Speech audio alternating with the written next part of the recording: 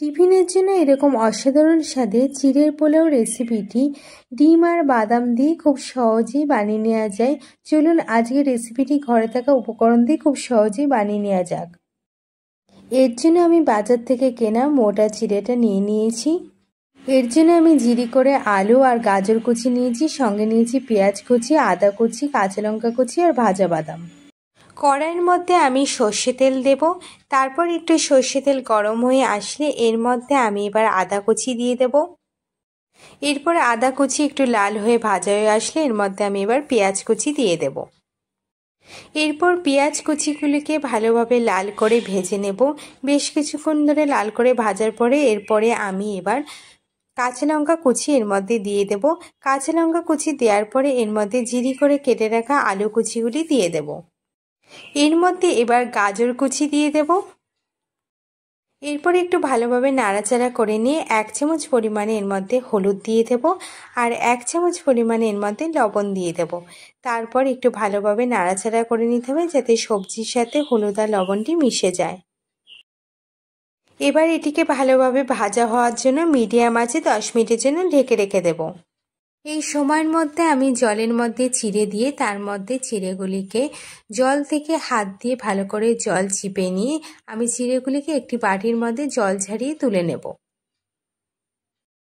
10 minute পর এসে ঢাকনা খুলে দেখলাম যে আমার সবজিগুলি খুব ভালোভাবে ভাজা হয়ে গেছে।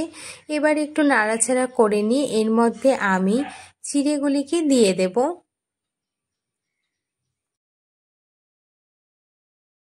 এরপর একটু খুব ভালোভাবে নাড়াচাড়া করে নিয়ে মশলাগুলি চিড়ের সঙ্গে ভালো করে মিশিয়ে নিতে হবে। 1 চামচ পরিমাণে চিনি দিয়ে ভালোভাবে মিশিয়ে নিলাম। এবার আমার ভালোভাবে চিড়ের পোলাও রেসিপিটি তৈরি হয়ে গেছে। এবার এটিকে একটা প্লেটের মধ্যে আমি তুলে নেব।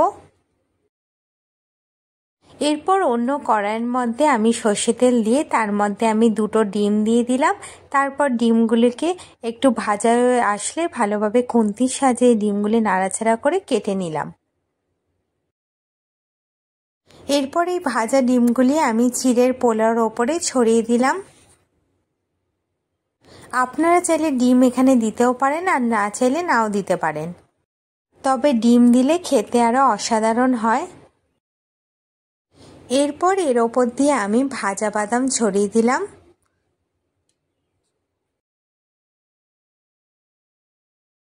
এরপর এর ওপর দিয়ে চিলি সস আর টমেটো সস ছড়িয়ে দিলেই তৈরি হয়ে যাবে আজকে আমার এই চিড়ের পোলাও রেসিপিটি। এই রেসিপিটি খেতে খুবই সুস্বাদু হয়। ভিডিওটি ভালো লাগলে অবশ্যই লাইক করবেন, সাবস্ক্রাইব করবেন আমার চ্যানেল এবং ভিডিওটি কেমন লাগলো কমেন্টে জানাবেন। আজকের মতো এইটুকুই, আবার নেক্সট ভিডিওতে দেখা হবে। ততক্ষণ পর্যন্ত ভালো থাকবেন, সুস্থ থাকবেন। থ্যাংক ইউ বন্ধুরা।